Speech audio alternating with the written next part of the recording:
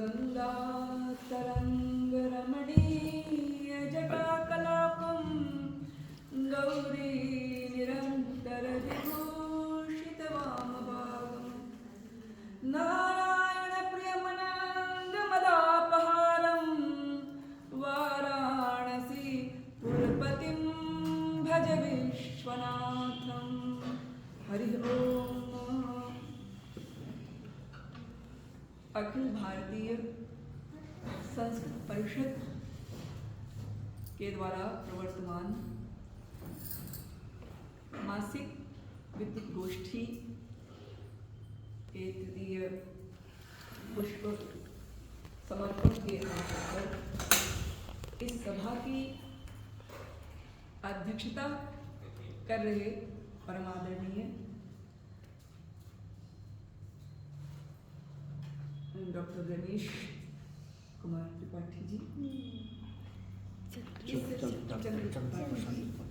एवं इस मंच पर विराजित अभिमन्यु जी, आप संदीप जी उर्वाल अनिल, पत्रिका अभी डॉक्टर शालिनी आई हैं, तथा उपस्थित सभी सुधी श्रोता छात्रगण। यह बहुत ही प्रमोद का विषय है कि आज इस प्रतिष्ठित सभागार में, जिसमें प्रोफेसर अय्यर जी, प्रोफेसर शास्त्री जी, सुब्रत सिंह जी तथा जेपी सिन्हा जी, जिनके समय में मैं यहाँ विश्वविद्यालय में आई थी, प्रोफेसर कालिया जी, ब्रजेश जी तथा अन्य महनीय जनों में वर्तमान में मंत्री के रूप में प्रयाग जी कार्यरत हैं। आप सभी का प्रभूत सारस्वत श्रम यहाँ केंद्रित है। एक पूंजीभूत चेतना, एक ऊर्जा जो शाश्वत है। ऊर्जा का कभी विनाश नहीं होता, शरीर रहे या न रहे, ऊर्जा शाश्वत है, विद्यमान रहती है। ऐसे महनीय जनों के साथ जुड़ करके मैं आह्लाद का अनुभव कर रही हूँ, गौरव का अनुभव करती हूँ। मैं भी लखनऊ विश्वविद्यालय में यहाँ पर अध्यापन कार्य में तत्पर रही हूँ, तो सबका बहुत स्नेह, बहुत ही आत्मीय भाव मैंने पाया है, और वही कदाचित मुझे खींच करके यहाँ ले आया कि मैं अपनों के बीच में बैठकर कुछ अपनी वार्ता कर सकूं। सरस्वती की आराधना प्रायः सभी करते हैं और सेवानिवृत्त के बाद भी होती ही रहती है, इसमें कोई संदेह नहीं। शिक्षक कभी भी सेवानिवृत्त नहीं होता, वो कहीं ना कहीं अपना योगदान देता ही रहता है, और यही हमारी चिंतन धारा का वैशिष्ट्य है कि हम जो कुछ भी करते हैं वह समर्पण भाव से करते हैं।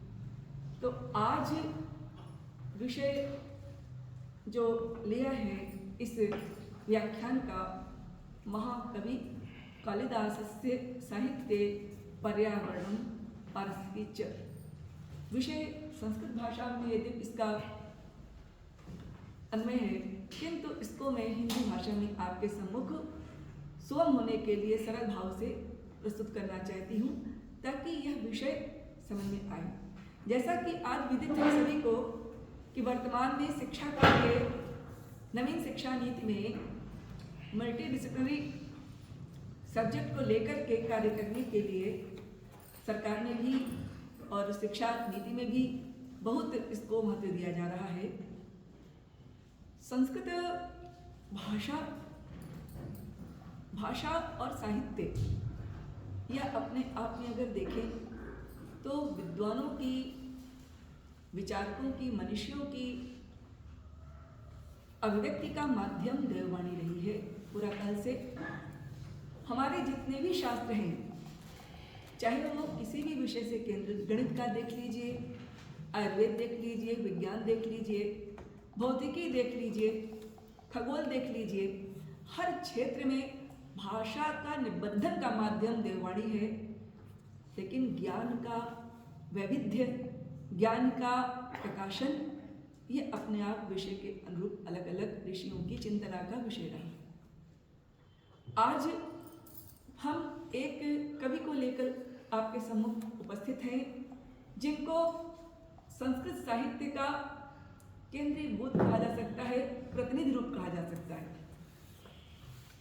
प्रायः जो मैं कहने जा रही हूँ, यह न केवल कवियों ने अपितु गद्यकारों ने भी और संस्कृत के पुरोधा विद्वानों ने भी रखी है, लेकिन कालिदास को लेकर उपस्थापित करने का मुख्य कारण यही रहा है कि प्रायः पाठ्यक्रम में कालिदास आप सभी को सर्वप्रिय रहे हैं।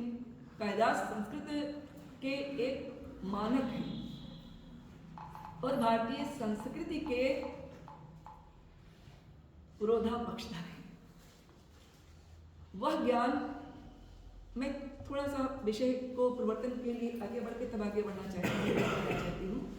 वह ज्ञान जो ऋषियों की थाती रही है, जो समाधि प्रज्ञा की भाषा रही है, मुखरित होकर के आई है, वह ज्ञान उपदेश जहाँ वेदों में प्रवर्तित जब हुआ तो उसे हमने कहा कि यह कैसा है, यह राजा की समान इसकी अवधारणा है ना, प्रभु संवित उपदेश, जिसकी आज्ञा को हम काट नहीं सकते। जो शब्द जैसे रखा है ठीक वैसा ही होना चाहिए, तभी उसका अर्थ और वैशिष्ट निखर करके सामने आएगा। अगर अग्निवीणे पुरोहितम कहा है मंत्र में, तो अग्नि का स्थान पर वन ही या और कोई पर्याय शब्द नहीं चलेगा, वही रहेगा। एक तो यह स्थिति है। तो प्रभु संवित उपदेश जो यथा अकाट्य है वैसा ही होना चाहिए। उसको समाज में सबके लिए वह न होकर वर्गत त्रिवर के विद्या होने के कारण, यानी वर्णत्रयी के अंतर्गत होने के कारण, उपनयन संस्कार वालों के लिए होने के कारण, विशेष रूप से जो द्विज हैं उनके लिए होने के कारण, उसको आगे सार्वभौमिक सार्वकालिक चिंतन को आगे बढ़ाने के लिए उसी को सुनित समित उपदेश के रूप में लाने का प्रयास किया है। पुराणों ने कार्य किया। पुराणों में भी वही ज्ञान आया है जो वेदों का है।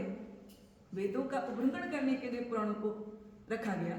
वही ज्ञान ऋषियों की वही थाती को जब कवि ने आत्मसात करके रखा तो कांता समित उपदेश के रूप में रखा, लेकिन उद्देश्य वही था।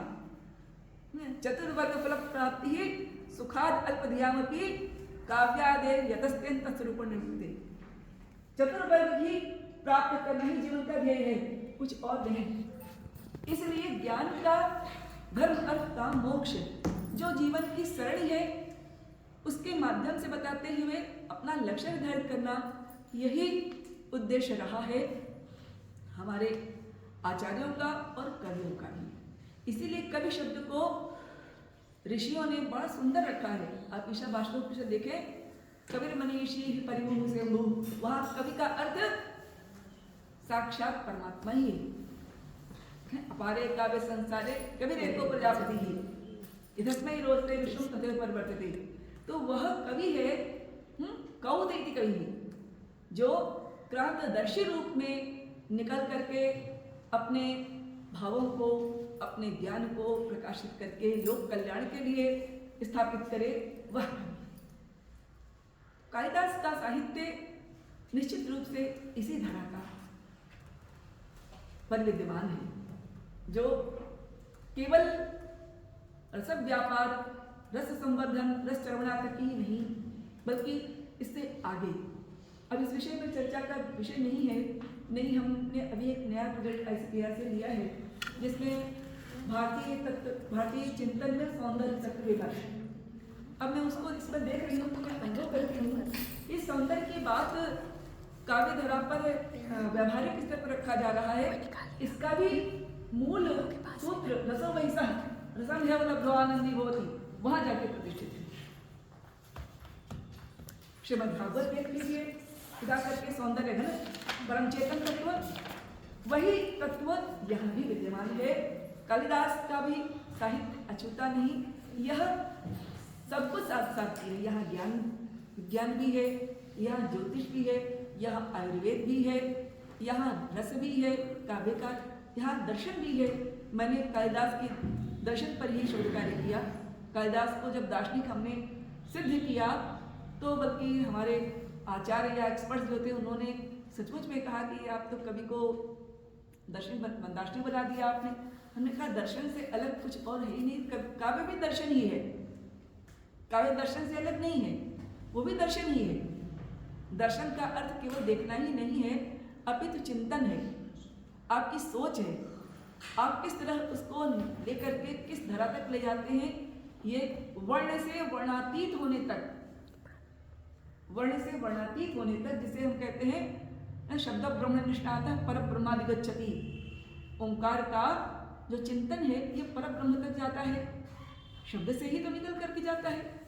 तज्जप तदर्थ भावनम तस्य वाचक प्रणव कहा है, योग सूत्रकार कहते हैं। तो वह वाचक प्रणव है, तो प्रणव और प्रणव का जो अविधेय रूप तत्व है वह परमात्मा दोनों अभिन्न नहीं, एक ही, अलग नहीं। उसी तरह से कालिदास का चिंतन जब हम पढ़ते हैं देखते हैं तो यहाँ सब कुछ मिल जाता है, क्योंकि चतुर्वर्ग फल प्राप्ति होनी है ना, धर्म भी है, अर्थ भी है, काम भी है, मोक्ष भी है, सब कुछ है यहाँ विद्यमान। लेकिन हमारी कहने का मतलब कि शैली लिखने की जो है वह काव्यात्मक हो गई। काव्यात्मक होने का कारण संप्रेषणीयता बढ़ गई। बात को कहने की शैली से हमने देखा है, भूल जाइए चाहे जितना भी, ये मेरा व्यक्तिगत अनुभव है, लेकिन अगर गाना कोई चीज़ आप याद एक शब्द ले या तो फट याद आ जाएगा, क्योंकि उसमें आपके चित्त में उतर करके उस शब्द ने ऐसा अनुप्रवेश कर दिया है कि वह कभी भूल सकता ही नहीं। ऐसा है वह शब्द का क्षेत्र, शब्द का व्यापार, शब्द ब्रह्म है। तो यह कालिदास की जो चर्चा हम आज लेकर है तो बहुत व्यापक विषय, बहुत ज़्यादा इसके ऊपर हम चिंतन करें, विचार करें तो बहुत अधिक मतलब समय साध्य होगा। लेकिन कुछ वानगी के रूप में कुछ चुने हुए विषय को लेकर के, कुछ संदर्भों को लेकर आपके सम्मुख हम रखेंगे। और रखने का प्रयोजन ये है कि आपकी रुचि जागृत हो इस विषय में और आप भी इस क्षेत्र में आगे बढ़कर कुछ करने का प्रयास करें। वर्तमान समय में पर्यावरण की समस्या से हम सभी अवगत हैं। कितना न केवल भारत अपितु संपूर्ण विश्व में पर्यावरण की समस्या ने एक ऐसा विष बोल दिया है कि मनुष्य का जीवन एकदम संकट में पड़ गया है। हर तरह का, चाहे वो भौतिक पर्यावरण हो चाहे वो मानसिक पर्यावरण हो, दोनों ही स्तर पर हम अपने आप को कई जगहों पर बहुत विवश पाते हैं। परस्पर जो ऐक्य, जो सद्भाव की अवधारणा होनी चाहिए, जिससे समूचा विश्व, यत्र विश्वम भवत्येक नीडम कहती है, वेद वाक्य है, मंत्र है, यत्र विश्वम भवत्येक नीडम। जिस दशा में विश्व एक नीड, एक घोंसले के रूप में है, जैसे पेड़ पर बैठे हुए तरह तरह के अलग अलग पक्षी आते हैं और एक साथ विराम लेते हैं, विश्राम से फिर उड़ करके चले आते हैं, एक साथ सोते हैं, कलरव करते हैं। वैसे ही मनुष्य जीवन पाने वाले हम सभी प्राणी, मानव और मानवेतर दोनों, केवल मनुष्य की बात नहीं कहती हूँ, मानवेतर भी कहती हूँ, सब मिल करके एक नीड के रूप में रहते हैं और शरीर पात करके पुनः लीन हो जाते हैं, अपने चेतन रूप में आ जाते हैं। जड़ और चेतन रूप में जगत वस्तुतः यह एक नीड है, एक घोंसला है, एक विश्राम स्थल है। तो यह पर्यावरण का जो अवधारणा है यह इसी तरह से है, समझिए। पर्यावरण शब्द और इसका अर्थ परितः आवरणम पर्यावरणम, पर उपसर्ग है आंग, आंग उपसर्ग है मर्यादा और अविध के अर्थ में।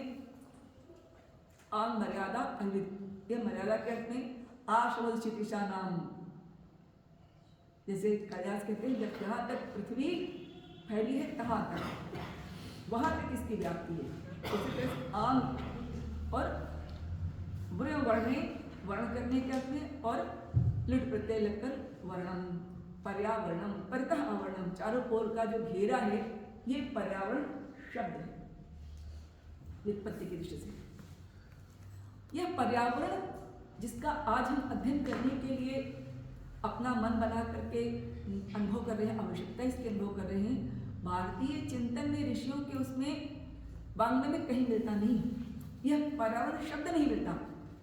क्यों?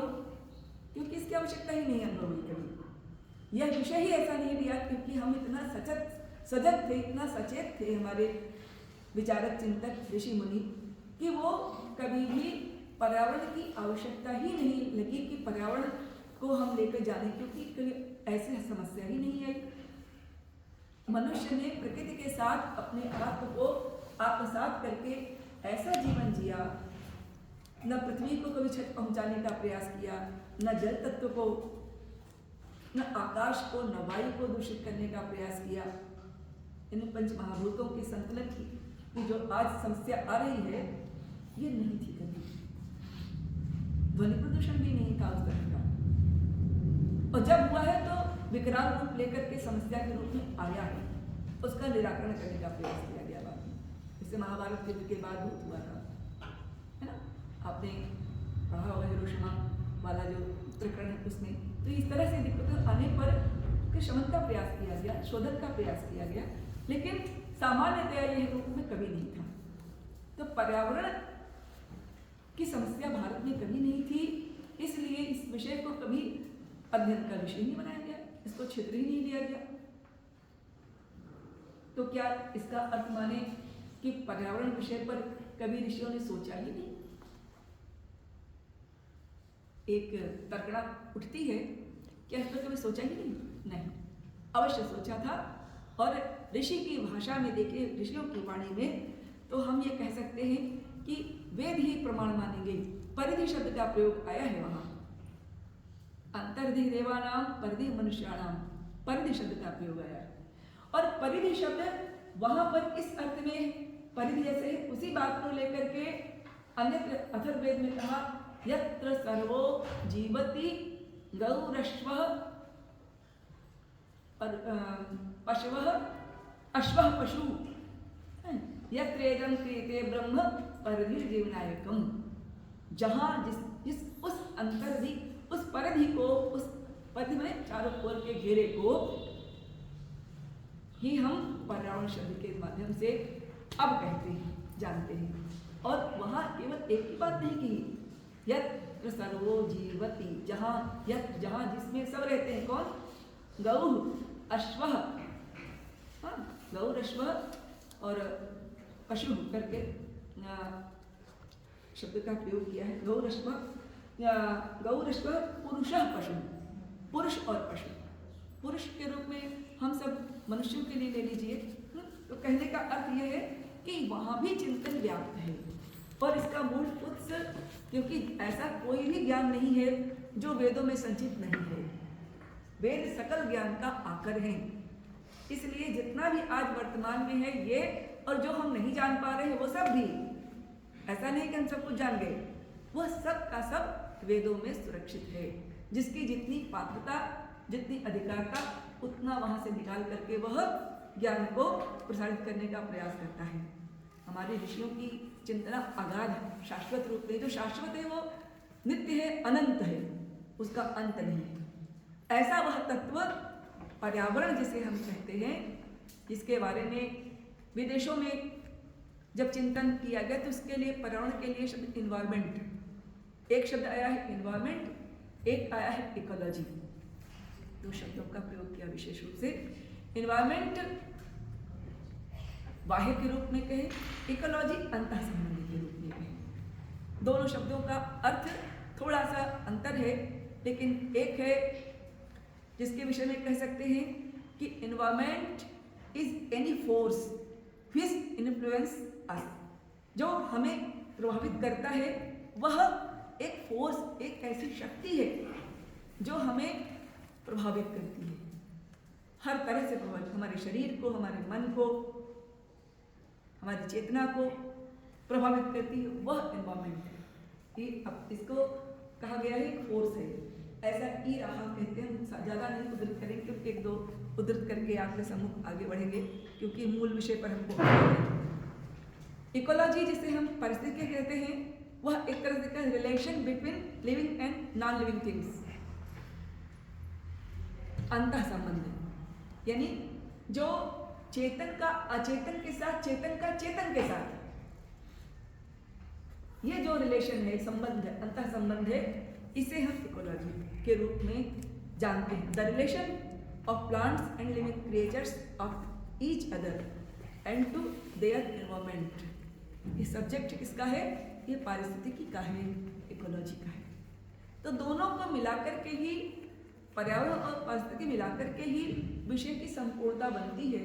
इसलिए कालिदास के साहित्य में हम चर्चा करेंगे इन दोनों को लेकर के सामने कि क्या कालिदास की दृष्टि रही है इस विषय में।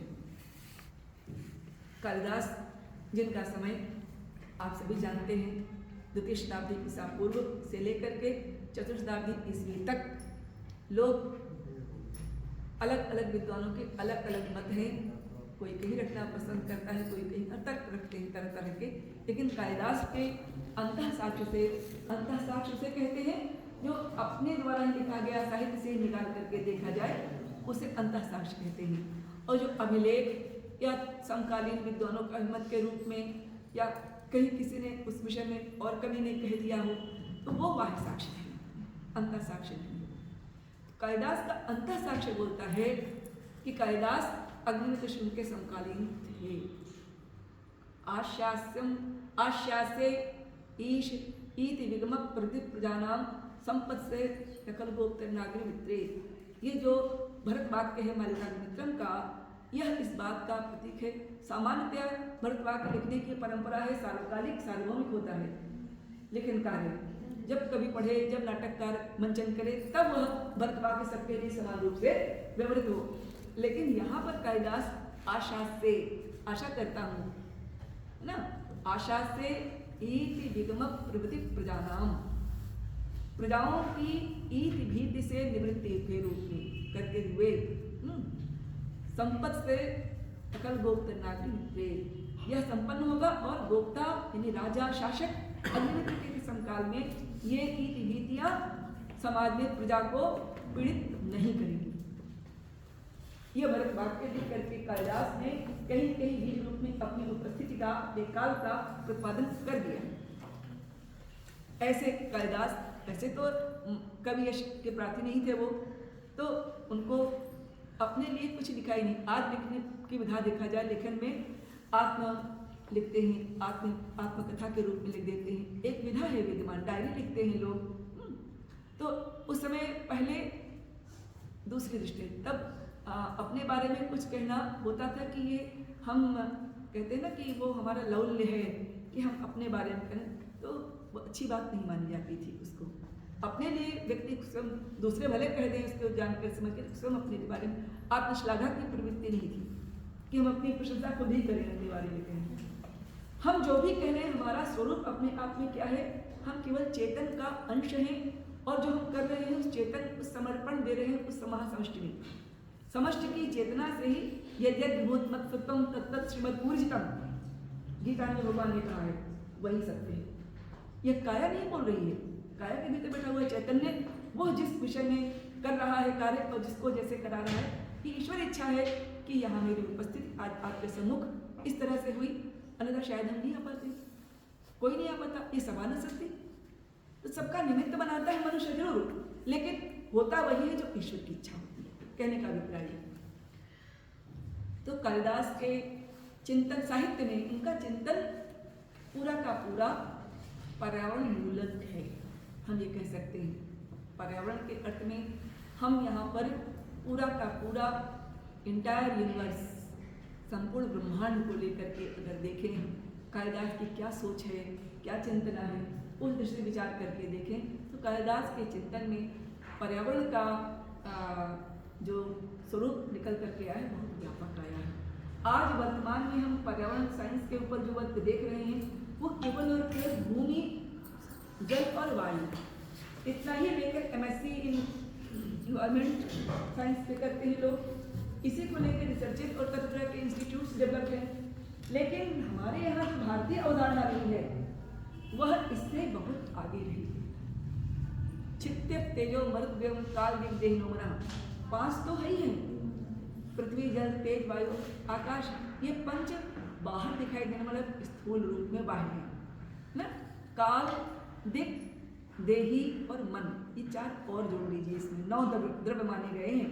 काल जो ज्योतिषी गणना है ना, दिक दिशाओं का वास्तु का पर्यावरण है ना, इसके काल दिक देही यानी आत्मा अध्यात्म पर्यावरण है, मन पर्यावरण है। तन्मे मनः श्री संकल्पमस्तु ऋषि कह देता है। क्यों?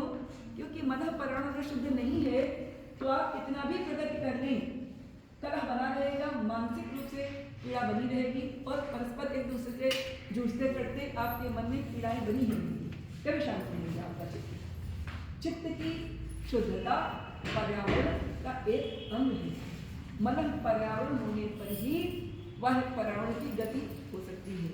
वास्तविकता तो यही, क्योंकि बहुत अनुशासन में सरकार लाने का प्रयास करती है, कूड़ा मत यहाँ डालो, ऐसा करो, तमाम तरह के बाह्य प्रयोग करते हैं और दंड भी निर्धारित कर दिया। लेकिन जब तक अंतः से आत्मानुशासन में नहीं आएंगे तब तक उसका प्रयोग कैसे कर पाएंगे? लिहाजा सामने नहीं, पीछे चुपा करके लोग चले जाते हैं। क्या करेंगे आप? तो मन का अनुशासित होना बहुत आवश्यक है। मन का पर्यावरण ही बाह्य पर्यावरण का जनक बन सकता है, मुझे ऐसा लगता है। ये मैं चिंतन करके बता रही हूँ कि दोनों का अंतः संबंध है।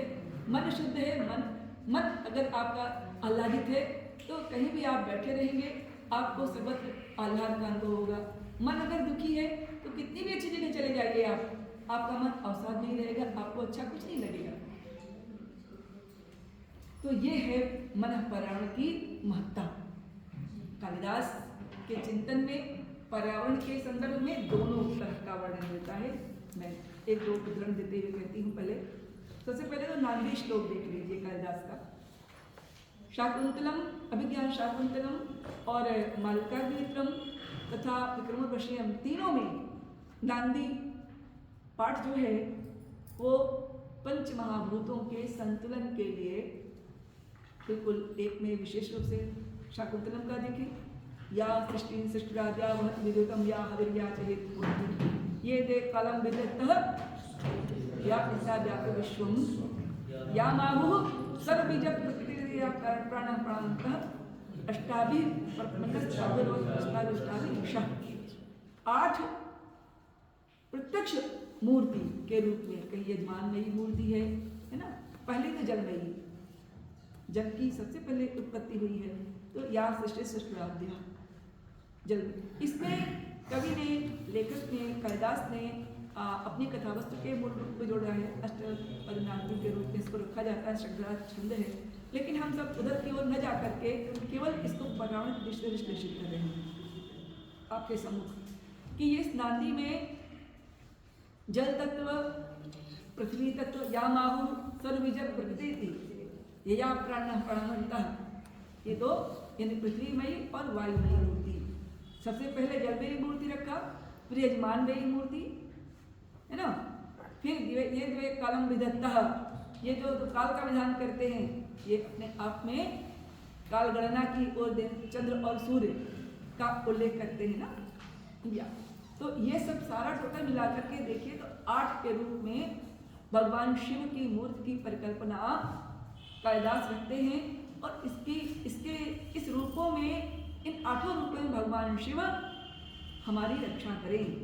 अष्टाभि प्रपन्नस्तनुभिरवतु, रक्षा करें। वस्ताभिरष्टाभिरीशः, ईशः शिवः, रक्षा करें। तो यह शिव के आराधक है। लेकिन अष्ट मूर्ति की अवधारणा के द्वारा कालिदास ने पंच महाभूतों के प्रति आदर भाव, श्रद्धा भाव और इनकी महत्ता को प्रतिपादित किया है। तो पर्यावरण का मूल कहाँ है? परमात्मा है। तस्मात् वा एतस्मात् आत्मनः आकाशः सम्भूतः, आकाशात् वायु, वायोरग्निः, अग्निरापः, अद्यः पृथ्वी, पृथिव्याः औषधयः, औषधिभ्यः पुरुषः, औषधिभ्यः अन्नं ततो पुरुषः। यानी औषधि तक आया। ये एक एक करके तस्मात्, इसका मूल क्या है? आत्मा ही है।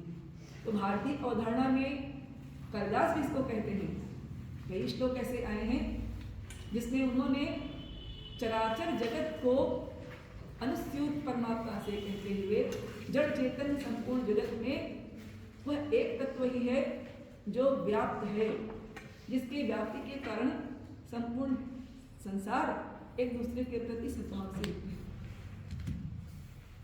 है। ईशावासम इदम सर्वम यत्किंच जगत्याम जगत, ये जो तेन त्यक्तेन गुंजे था मागुलः प्रसृतनम, ये श्लोक ये मंत्र जो है हमें बहुत अपीलिंग लगता है इस तरह से, क्योंकि इसमें ऋषि ने बाह्य और आंतरिक पर्यावरण तथा सारी समस्याओं का सलूशन दे दिया है।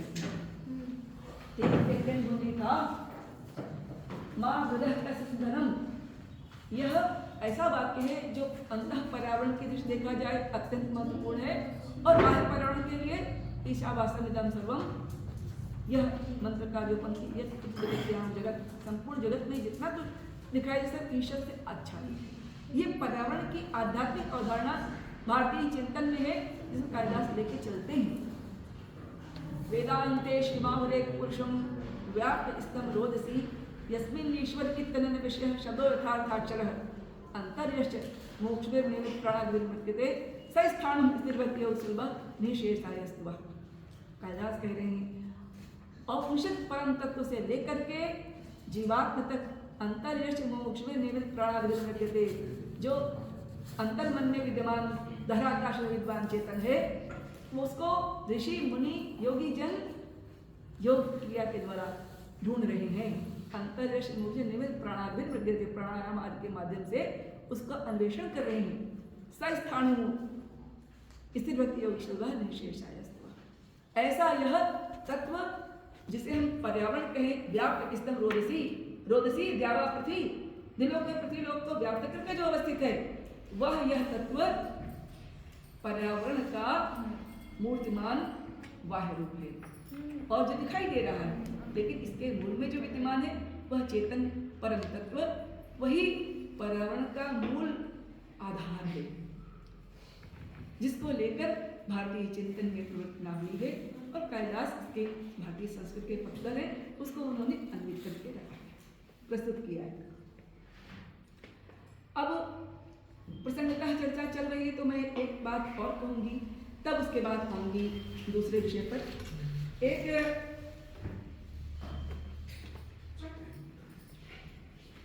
रघुवंश का देखें आप, रघुवंश में आया है शुरू का ही बड़ा हमें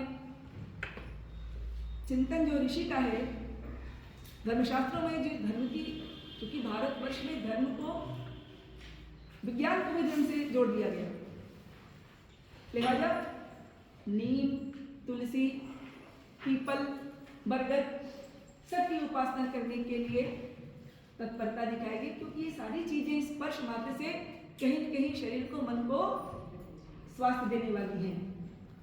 इसलिए इनके प्रति आदर भाव रखते हुए ये नहीं करना चाहिए, ये मत करिए।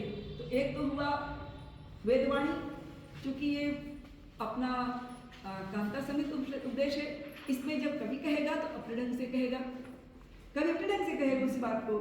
तो पंच महाभूतों की जो अवधारणा है धर्मशास्त्र में, उसको कालिदास ने बड़े अच्छे ढंग से व्यक्त किया है। शुरू में अपने इसमें मैंने थोड़ा कहीं लिखा था, कहीं लिख रहा है पॉइंट से, तो मैं केवल कोरल बता आप, जिसमें यथाविधि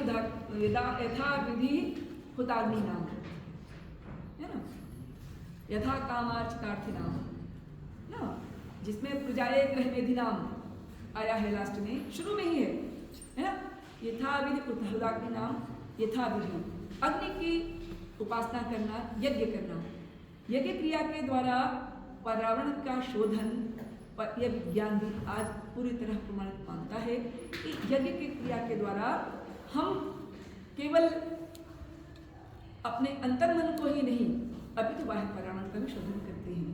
यज्ञ में डाली जाने वाली जो भी सामग्री है वो बाह्य पर्यावरण के कीटाणुओं से मुक्त करने के लिए कार्य करती है। यज्ञ बहुत ही महत्वपूर्ण क्रिया है, जिसके लिए आज यज्ञ विश्वविद्यालयों की स्थापना की जा रही है, विदेशों में तो हो रही है, यहाँ इसको बहुत महत्व नहीं दे रहे हैं। उस तरह से यहाँ भी होना चाहिए भारत में, ताकि हमारा देश भी, हमारे यहाँ की विद्या को लेकर बाहर के लोग इतना तत्पर हैं और हम उससे वंचित रह जाएंगे तो अच्छी बात नहीं है। इसलिए मुझे ऐसा लगता है कि यज्ञ के संदर्भ में जो हमारा चिंतन रहा है ऋषियों का, कालिदास ने भी उसको बहुत ही अच्छे ढंग से व्याख्यायित किया है। मैं एक आध उदाहरण आपके सम्मुख उसका रखना चाहती हूँ कि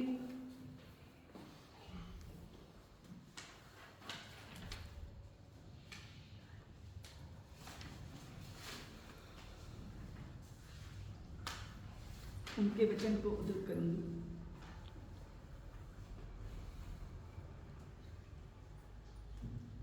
वैताना अग्नि पावंतुव, चतुर्थ अंक में कालिदास कहते हैं यज्ञ की अवधारणा के संदर्भ में जहाँ आया है कि यहाँ ये अग्नियां अपघ्नन्तो दुरितम, चतुर्थ अंक का है, मिस हो रहा है दिमाग से मेरे, इसमें बहुत अच्छा स्वास्थ्य न होने के कारण कई चीजें स्थिर चित्त से उतर जाती हैं। तो वहाँ पर इस तरह का जो आया है वर्णन, वहाँ यज्ञ को बताया है कि ये यज्ञ पर यज्ञ के चतुर्थ अंक में आया है, ये अग्नियां आपकी रक्षा करें। संस्तीर्ण दर्भा करके है वो श्लोक, मुझे स्मृत हो रहा है, देखेंगे शाकुंतल में तो आपको उपलब्ध हो जाएगा। तो हम उसका अभिप्राय क्या है पर्यावरण दृष्टि से बताना चाहते हैं कि वहाँ पर यह श्लोक जो प्रमाणित कर रहा है कि यज्ञ की कीटाणु को किस प्रकार के यज्ञ को की क्रिया के द्वारा, जो धूमाग्नि है उसके द्वारा किस प्रकार से वातावरण में स्थित जो कीटाणु उनका विनाश होता है और किस तरह से वो आपको पवित्र करें, वो स्वास्थ्य के रक्षण की दृष्टि से बहुत महत्वपूर्ण बात यहाँ कही गई है। इसी प्रकार कुमार समूह में भी एक जगह बड़ा अच्छा आया है जिसमें कि खील, जिसे हम कहते हैं लाजा और इसको लेकर के हवे में डाल करके उसके द्वारा भी शोधन की बात की है। घी गुड़ ये तो हम सभी लोग डालते ही हैं, चावल, लेकिन इसके साथ कुछ औषधि गुग्गुल आदि का जो प्रयोग करते हैं उससे किस प्रकार से वातावरण का शोधन होता है, वायुमंडल किस प्रकार शुद्ध होता है, इस पर विचार करते हुए हमारे ऋषियों ने यज्ञ क्रिया को बहुत महत्व दिया है। पंच महायज्ञों में यज्ञ क्रिया का विशेष रूप से महत्व है ना। पंच जो महायज्ञ है उनमें अध्ययन माना जाता है, अध्ययनम अध्यापनम ब्रह्मयज्ञ पितृयज्ञस्तु तर्पणम। मनुष्य कहती है पितृयज्ञ है तर्पण, है ना। होमो दैवो बलिर्भूतो नृयज्ञोतिथि पूजनम। होमो दैवो, होम यज्ञ दैव यज्ञ कहलाता है। देव, इससे जो है देवता और मनुष्य दोनों के बीच में तारतम्य बैठता है। देवता परस्पर भावयन्तः गीता के अनुसार कि मनुष्य यज्ञ करके देवताओं को संतृप्त करता है, यज्ञ मुखा वै देवा, और देवता वर्षण आदि क्रिया के द्वारा मनुष्य को जीवन दान देने के लिए अन्न की उपज करके प्राणियों को जीवन देते हैं। इस तरह की जो बातें गीता में, स्मृतियों में, पुराणों में, वेदों में है, उन सारी चीज़ों को पिरो करके कालिदास ने अपने साहित्य में बहुत अच्छे से उपस्थापित किया है। तो यह यज्ञ दृष्टि से अगर हम देखें तो यह विज्ञान की भी बहुत सारी अवधारणाएं आई हैं, जिसमें आप देखें तो शाकुंतलम में एक जगह आया है जिसमें यज्ञ की अवधारणा का वर्णन करते हुए कवि कहता है कि ये केवल यज्ञ के बहुत सारे रूप हैं। आप अतिथि सत्कार करना भी अतिथि भोजन, है ना, मधुर वाणी से ही सत्कार कर दिया। यह क्रिया जो है यज्ञ का आधार है अपने आप में। यह भी परस्पर एक दूसरे के प्रति मानव समाज में सद्भावना की स्थापना के लिए आज भी हम इसको उपयोग में लेते हैं। हमारे यहाँ कोई आता है तो एक गिलास पानी इसको देते हैं, एक कप चाय से नहीं, पहले गुड़ चलता था, गुड़ हम लोग पिलाते थे, पानी पिलाते थे। जिसके पास जैसी व्यवस्था बनी, लेकिन आए हुए व्यक्ति का सत्कार होना चाहिए, इसका ध्यान आज भी रखा जाता है भारतवर्ष में विशेष रूप से।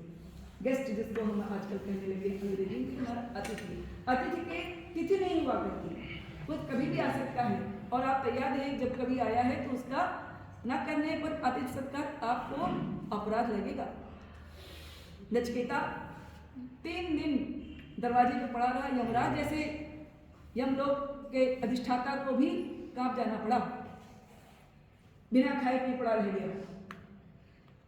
तो ये है जो नियम है, किसी एक के लिए नहीं है। ऐसे नहीं छोटे के लिए दूसरा नियम, बड़े के लिए दूसरा, सबके नियम एक ही है।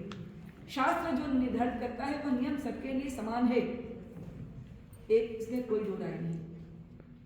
हमारे यहाँ बड़ी सुंदर अवधारणाएं हैं जिनको लेकर के तो पंच महाभूतों के माध्यम से यज्ञ आदि क्रियाओं को करते हुए होमो दैवो बलित भवतो, सुबेरे की सुबेरे चावल चिड़ियों को डाल दीजिए, चिड़िया है आटा चींटियों को डाल दीजिए, ये हम लोग आज करते हैं।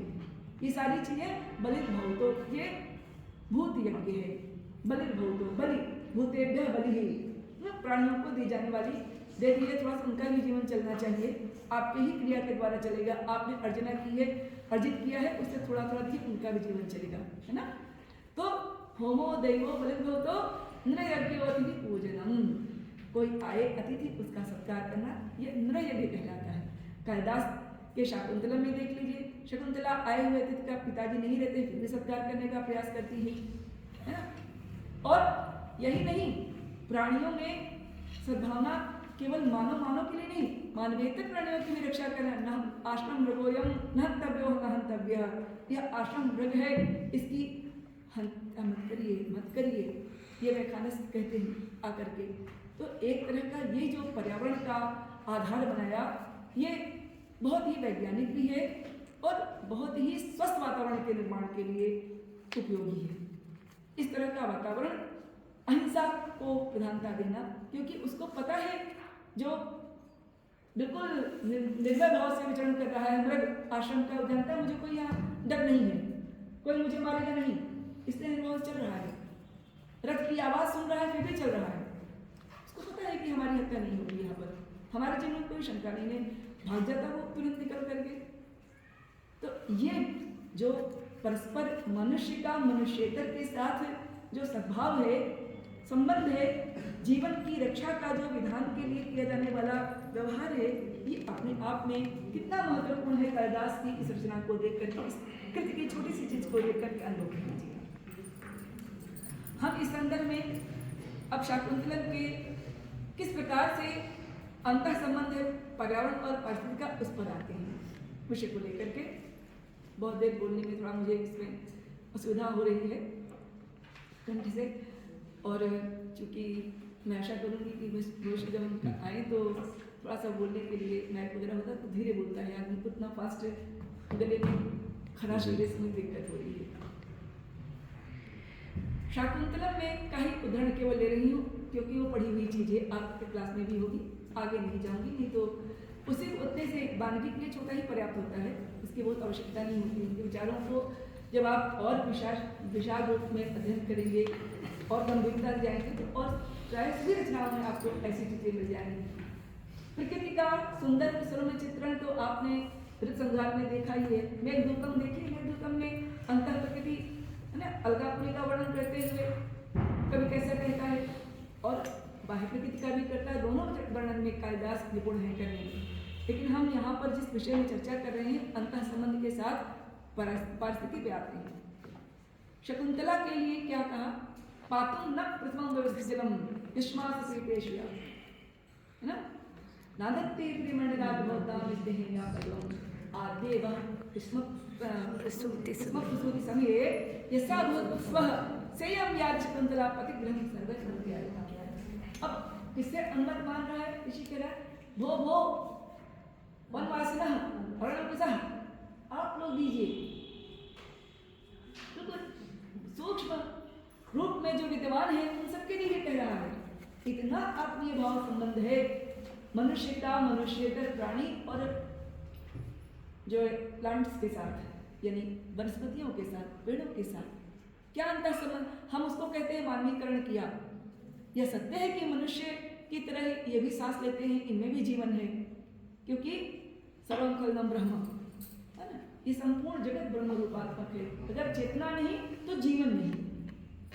इसलिए ये सारा का सारा संसार लेकिन संबंध बनाने के लिए, विचार परस्पर सौहार्द भाव के लिए सहोदरत्व है शकुंतला का। किसके साथ? उनके साथ सहोदरत्व है। क्योंकि इसीलिए कहते हैं आपको बिना पानी पिलाए, बिना सिंचन किए जो स्वयं पानी नहीं पीती। और अलंकरण फूलों से सजना उसको बहुत पसंद है, किंतु आपको तोड़ करके फूल हिंसा नहीं करती। ना दत्ते प्रिय मंडना भवताम स्नेह न्याय पल्लवम, आपके प्रति स्नेह भाव कर जो पल्लवों को तोड़ती नहीं है। ऐसी शकुंतला आद्य वह कुसुमक किशोर समय, और जब पहली बार आपके पेड़ों में छोटा छोटा फूल निकलता है तो उत्सव मनाया करती, खिल जाया करता है इसका चेहरा ना। सेयम याद शकुंतला, आज यही वनवासिनी शकुंतला अपने पति के घर जा रही है, आप सभी अनुमति प्रदान करें। ये भाव के साथ जोड़ करके पर्यावरण के अंतः संबंध को जो फिरोज कालिदास ने प्रस्तुत कर दिया है, ये अपने आप में बेजोड़ है। इसमें कोई संदेह नहीं कि कविता के रूप में भावनात्मक संबंध रखते हुए कवि कह रहा है, लेकिन मूल रूप में क्या कह गया है ये अब वैज्ञानिक इस पर चिंतन और शोध करते हैं। ऐसी है। इतना ही नहीं, उनका मनुष्यों के प्रति शकुंतला को कैसे उपहार दे रहे हैं इसका वर्णन। क्षमं किंचिद इंदु पांडु तरना मांगल्यमाविष्कृतम, जा रही है तो कुछ न कुछ भेंट दी जानी चाहिए ना। तो पेड़ पौधे भी मनुष्य तो देगा ही देगा, क्या देगा क्या नहीं देगा, लेकिन वे बेचारे जिसे हम कहते हैं जड़ हैं, जड़ नहीं है वो, उनमें भी चेतना है। क्षोमं किंचित इंदु पांडु तरना मांगल्यमाविष्कृतम निश्च्युतश्चरणोद्भव सुब्रहो लाक्षारसः किंचित, किसी ने अलता लगाने के लिए रस निकाल करके दे दिया लाल लाल पैरों में अपने पास से। और अन्य भवन देवता कर करे आपर भागवत है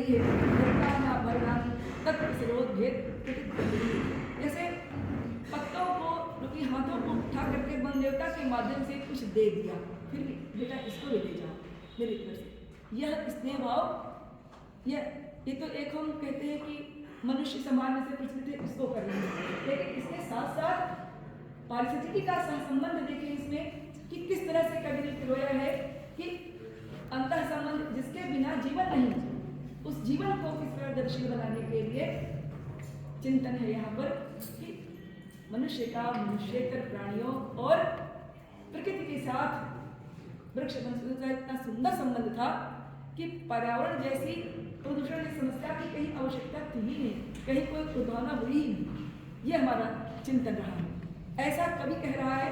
तो निश्चित रूप से और भी बहुत सारे श्लोक हैं जिसमें आप देखें कि उद्गलित दर्भ कवला मृगी नरकना मयूरा अक्षर पानुपुत्रा मुंचित अश्वनिर्लता, ये कभी अपने भावना कह के कहता जा रहा है, लेकिन बात वही कह रहा है कि परस्पर अंधा संबंध की बात कर रहा है कि किस तरह से मनुष्य का मनुष्येतर प्राणियों पशु पक्षियों के साथ और किस तरह से फल फूल धारण करने वाले वृक्षों के साथ पादपों के साथ कैसे संबंध रहा है उसका, ये विचार के प्रश्न है। इस पर यदि चिंतन करें तो निश्चित रूप से कालिदास का चिंतन बहुत ही सुंदर और गंभीर चिंतन है, सामान्य नहीं। वह पर्यावरण की चिंता की किस प्रकार से नदी परितंत्र, पर्वत परितंत्र, किस तरह से भूमि परितंत्र, जो आज वर्तमान शब्दावली प्रयोग की जाती है, इन सबको को समेट करके कहने वाला कवि कहता है रम्यान्तरः कमलिनी हृतैः सरो निश्छाया द्रमैः निमितार्कमयुक्तापः भूयात् कुशेषे रजो मृदुरेणुरस्याः शान्तानुकूलपवनः शिवश्चकुन्तला। यानी हर प्रकार का पर्यावरण तुम्हारे अनुकूल हो जाए, न तो कहीं ताप लगे, तेज न लगे, सूर्य का ताप नष्ट हो जाए, है ना। इतना सुंदर बनाया हुआ है रमणांतरः कमलनी हृदय, कमलनी हरी हरी कमलनी के पत्तों, है ना, तो उससे छाया धूमई और जो छायादार वृक्ष हैं उनके द्वारा नियमित होने वाला ये सारी चीजें आज पर्यावरण की अवधारणा देखा जाए तो बाहर काट करके पत्तों को काट करके बुत बना दिए जा रहे हैं, पेड़ कटाई करके वहाँ पर उद्योग लगाए जा रहे हैं, संस्थाएं की जा रही हैं। पहले सड़क पे जाते रहिए कहीं, इधर उधर छायादार वृक्षों से आपका मन प्रसन्न होता था। अब सब तरफ बड़ी बड़ी बिल्डिंग बन रही है, लिहाजा सब तरफ धूल, विषैली गैस जो उद्योगों में जगह जगह स्थापित की जा रही है, उसमें आपको नाक पे लगा करके मास्क चलने की आवश्यकता आ गई। पहले इसकी आवश्यकता नहीं थी, कोई लगा ही नहीं सकता था, क्या जरूरत थी? सब पटका तो हम लोग बैल और दुबारा करते थे, लगा लो उसको, है ना? ये स्थितियाँ थी। आज हम मजबूर हो गए उनकी जगह। तो ये स्थितियाँ, ये शांतानुकूल पवना यानी वायु, देखिए सबको दिया इन्होंने, है ना? पृथ्वी तत्व, जल तत्व, तेज तत्व यानी अग्नि तत्व और वायु तत्व, शांतानुकूल पवन शिवश्चकंधा। ये सारा का संतुलित करके कवि ने एक साथ रोक करके रख दिया कि यह ऐसा हो जाए। ये कवि की भावना है, इस भावना में इनकी आवश्यकता मानव जीवन के लिए अत्यंत है। यह बात उसने सिद्ध कर दी कि बिना इसके नहीं। अभी तेज धूप लग जाती है तो लू लग जाती है, ठंडी बहुत लग गई तो परेशानी हो गई। हम सभी प्रकृति से जुड़े हुए हैं, प्रकृति के विक्षोभ के कारण आज पीड़ाएं हो रही हैं। यदि प्रकृति के विक्षोभ को दूर करना है, संतुलन स्थापित करना अनिवार्यतः आवश्यक है। बिना संतुलन के हमारा जीवन कभी भी व्यवस्थित नहीं हो सकता। जीवन जीने के लिए पर्यावरण परिधि की स्वच्छता और संतुलन की स्थिति आना नितांत आवश्यक है। यह आज विज्ञान सिद्ध कर रहा है, लेकिन हमारे यहाँ ऋषियों ने, कवियों ने अपने साहित्य में, अपने शास्त्रों में पिरोकर पहले ही रख दिया है कि पर्यावरण जैसे चिंतन पर, तत्व पर चिंतन करके उन्होंने जो रखा, यदि हम उस दृष्टि से विचार करके चलें तो निश्चित रूप से आज हमारी ये तमाम समस्याएं समाप्त हो जाएंगी। ज़्यादा कुछ नहीं करें, केवल पंच महायज्ञों की ही अगर हम जो बड़ी ही सहज रूप में की जा सकती है, यदि उसको हम अपने जीवन में चरितार्थ करने लगे, व्यवहार में ले आए, तो बहुत सारी समस्याएं हमारी स्वतः अपने आप में वर्तमान स्थितियों को। पर्यावरण के बहुत सारे पक्ष हैं, सामाजिक पर्यावरण भी है। समाज में रहना है, आप परिवार इकाई है, समाज, देश, राष्ट्र का पर्यावरण बनता है। कोई एक छोटी सी चीज अगर निकल के राष्ट्र के ऊपर आज आने लगे तो हम सब सारे प्रदेशवासी निकल कर एक साथ खड़े हो जाएं कि हमारा देश, हमारा राष्ट्र सुरक्षित होना चाहिए, क्योंकि राष्ट्र का अधिष्ठात्र देव है जिसमें हमारा वास है। यदि हम उसको सुरक्षित नहीं रखते तो फिर हमें जीने का अधिकार नहीं। और फिर उससे भी ऊपर आगे बढ़िए तो विश्व है। अपने यहाँ तो बहुत उदात्त चिंतन की परंपरा रही है। संस्कृत साहित्य बहुत ही समृद्ध साहित्य है, जिसमें वर्तमान समय में विज्ञान के छात्रों को भी आकर के अध्ययन करके और ऋषियों के चिंतन को वैज्ञानिक धरातल पर इस प्रकार से उन्होंने सोचा है, आज कैसे उसको हम उपयोग में ले आ सकते हैं, इस पर की जाने की, विचार की जाने की नितांत आवश्यकता है। ऐसा हमारा यह देश और राष्ट्र, जहाँ ऐसे ऐसे मनीषी हुए हैं, ऐसे विद्वान हुए हैं, हम इस धरा पर जब पा करके अपने आप को कृतार्थ अनुभव करते हैं तो बारम्बार कहते हैं कि इसी धरती पर आना हुआ हम लोगों का, तो भी हमारा जीवन चलता है। तो मैं बहुत अधिक कुछ नहीं कह पाई हूँ, अति संक्षेप में थोड़ी अपनी बात रखने का प्रयास किया है। यदि पुनः कभी ऐसा अवसर आया तो फिर चर्चा होगी। इन सभी